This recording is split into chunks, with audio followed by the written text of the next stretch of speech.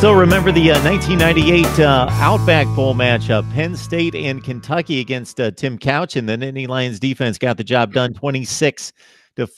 Here we are 20 years later. We still have a traditional Big Ten versus SEC matchup, Outback Bowl, this time Citrus Bowl, January 1st, Kentucky and Penn State. We've got Tim Aiden on the line from Black Shoe Diaries to break down the Penn State angle. Tim, how you doing today? Doing good, Mark. Got a little basketball going on in just a few minutes. Yeah, I'm covering the Penn State Colgate basketball game for Black Shoe Diaries, but it's a game they probably should win despite losing the last couple games. And just a few weeks away from Big Ten play. Yeah, actually, they've already played a couple Big Ten games because now they've expanded to 20 conference games. So lost a couple tough ones to Maryland and Indiana, but hopefully come January they'll get a few. So the Penn State football season kind of took on the same narrative as last year. Early loss to Ohio State, even though last year's loss was a little bit later, but early loss is kind of taking them out of the serious play for the Big Ten Eastern Division, but taking care of business otherwise. Therefore, they still get into a New Year's Six bowl game last year. This year, not quite, but still in a position to possibly finish in the top 10 with a 10-win season. Oh, certainly. It's, obviously it didn't happen the way maybe people envisioned, back-to-back tough losses to Ohio State and Michigan State again for the second straight year. So, and with this year's Michigan State loss probably being even more inexcusable than last year. At least last year you could blame it on the rain, as Milli Vanilli would say. But then when you look at the end of when you look back on it in hindsight, though, they finished a record that a lot of people were predicting preseason 9-3. Now, I admittedly predicted 10-2. I think it's just a matter of off-season optimism. For me, it was Trace McSorley coming back and the fact that most of their toughest home games, which I saw as Ohio State or Michigan State, Wisconsin, those were all at home. The toughest opponent on the road was Michigan. So I figured maybe lose to Michigan on the road, and they only dropped one between Ohio State, Michigan State, and Wisconsin. So that was kind of my thinking behind 10-2. But like I said, there's a golden opportunity here to earn a 10th win on the season against a tough but certainly beatable opponent in Kentucky in the Citrus Bowl. And to do that would be a significant accomplishment because the last time Penn State had 3 straight years of at least 10 wins was between 1980 and 82. And as you might know, 1982 was also the year they won their first national championship. Yeah, they were finishing out seasons in style at that point. Let's see, 1982, they beat Georgia. Yeah, in the Sugar Bowl. The year before, they beat Marcus Allen, who won the Heisman Trophy in the Fiesta Bowl. They beat Ohio State in 1980 in the Fiesta Bowl. Yeah, that was one of the pinnacles. I don't want to say the pinnacle of Penn State football, but certainly one of the high points in regards to just winning consistently, constantly in the top 5 to 10 in the nation. I'm going to go back to the Ohio State game and not necessarily what happened against the Buckeyes, but what was stated by James Franklin after the game, because I just think that this is kind of the overlying narrative of this program. It's come to a good place. Rose Bowl, Fiesta Bowl, another strong season that, again, with a win, should propel them into the top 10 to finish out the season. But winning a Big Ten championship 2 years ago, getting close the next 2 years, but not beating the teams that they need to beat on the schedule. And James Franklin almost kind of called out himself after the Ohio State game to say, they're elite, we're not quite elite. That's who we need to beat to be elite, and we're going to get there. They obviously couldn't accomplish that this year, but it was kind of a very declarative statement and bold statement by James Franklin. It certainly was. And, unfortunately, that statement really came back to bite him in the behind a couple weeks later after they lost to Michigan State. But I was trying to – but, yeah, it was a message that I think a lot part of it is also a message to the recruits saying like, hey, to those elite prospects out there, like, hey, you come to Penn State, you can help us reach that elite level. We're just a few more kids away from being able to reach that kind of status. I have to think Penn State being in the place that they are in regards to college football status, drawing a team from the SEC, you would hope that that would be LSU, Auburn, Florida, somebody like that. Kentucky, a fine football team, and in this particular football season, can't be separated by much from those schools. But just in terms of a name matchup, where Penn State fans thinking that they would get a better matchup than that, again, in terms of name brand. Oh yeah, certainly.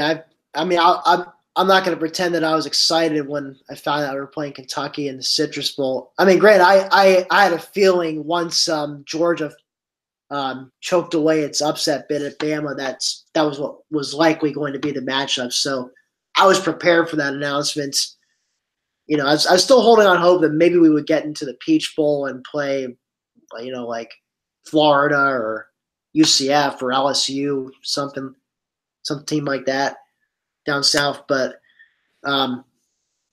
yeah, so I was prepared for Kentucky. Like I said, it's not the most intriguing opponent, but that doesn't mean they're not gonna. It can't be a good game, like from a competitive standpoint. Now, Kentucky's gonna be a pushover. They're not. I mean, they're 9-3 for a reason. They're having their best season since the '70s for a reason, and that's because of their stellar defense. Which, if you look at the S&P Plus ratings, they're ranked. Their defensive S&P Plus is ranked 21st, and so that's been a big, that's been a big reason why they're success they're having. But the other big reason for their success is their running back Benny Snell, who's been an absolute workhorse for them this year. He's run for over 1,300 yards.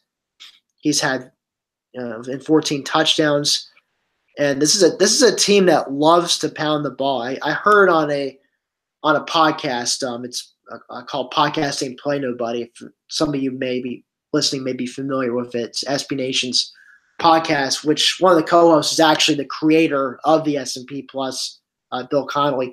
But I remember Bill Connolly mentioning on the most recent episode that Kentucky runs the ball 64% of the time and only throws it 36% of the time. So they're a very run-oriented team offensively.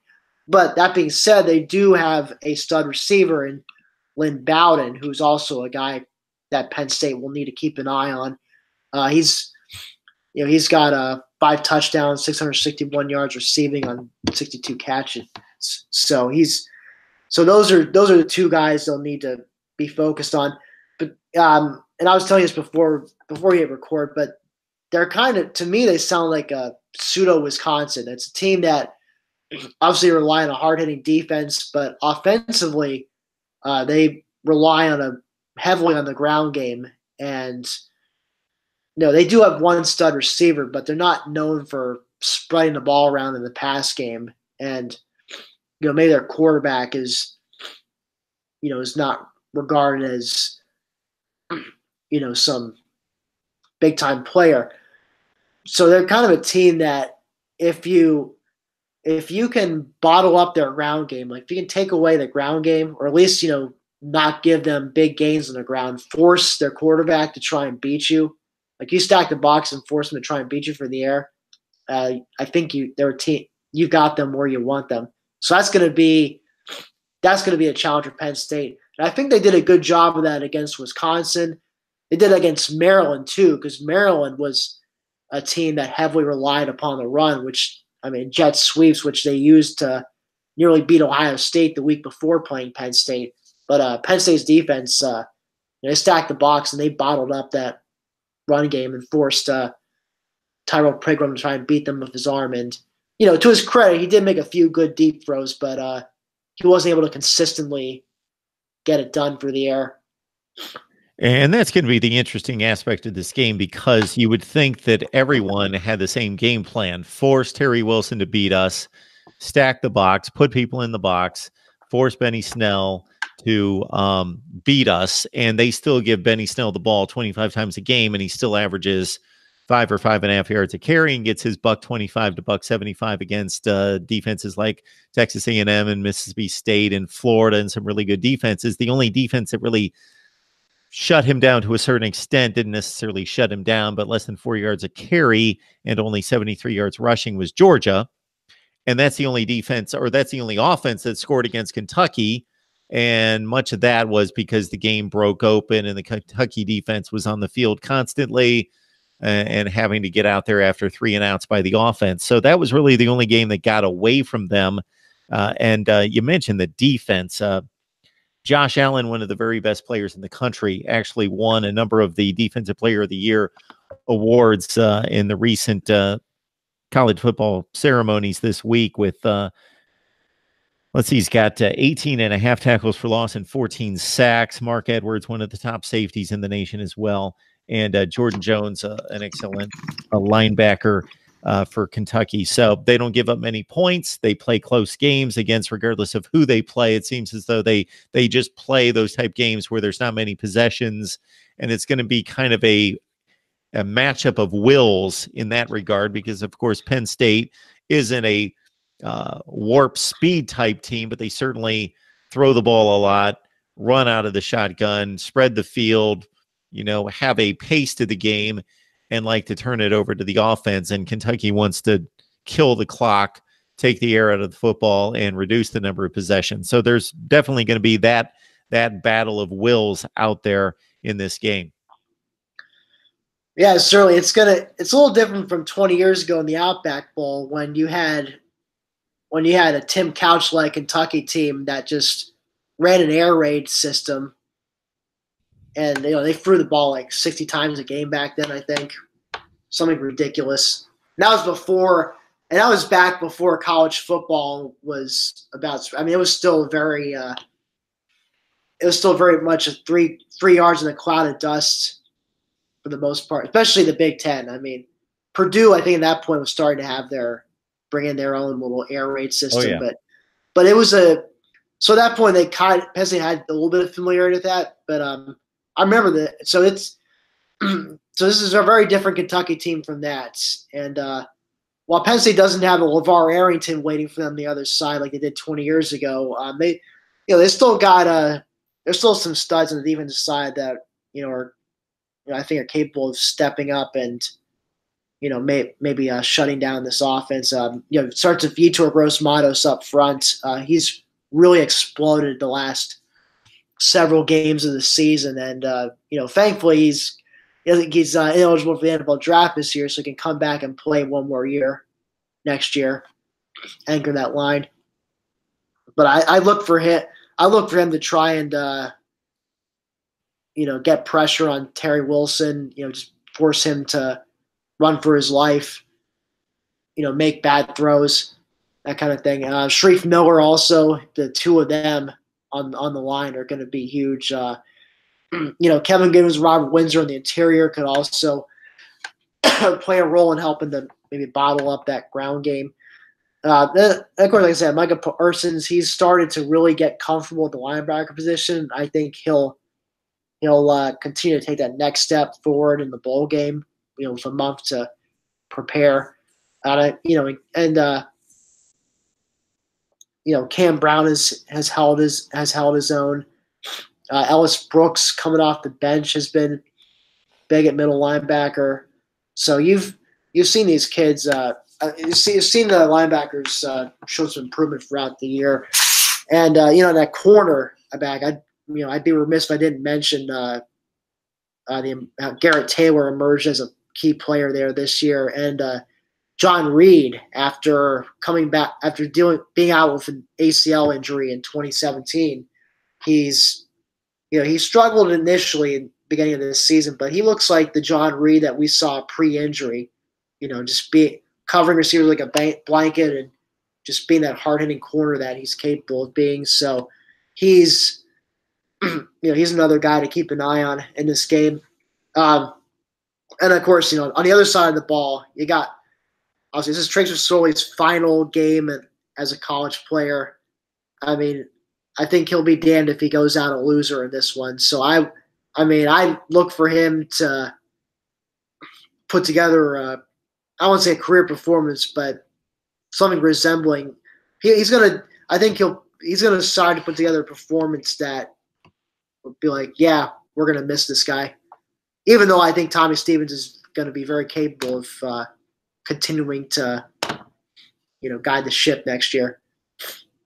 Yeah, Trace McSorley, certainly a foundation of Penn State football and a guy that James Franklin has taken on a frequent occasion to throw out the accolades in regards to what he thinks and feels about Trace McSorley's value to Penn State football and his status as what he has called the best player in the nation. And of course, he's been compromised by injury this year, but has had a stellar career with the Nittany Lions as they take on Kentucky on New Year's Day at the Citrus Bowl. We got Tim Aiden on the line from Black Shoe Diaries to help us break it down. Tim, we appreciate you stopping by. Sure thing, Mark. Thanks for having me on.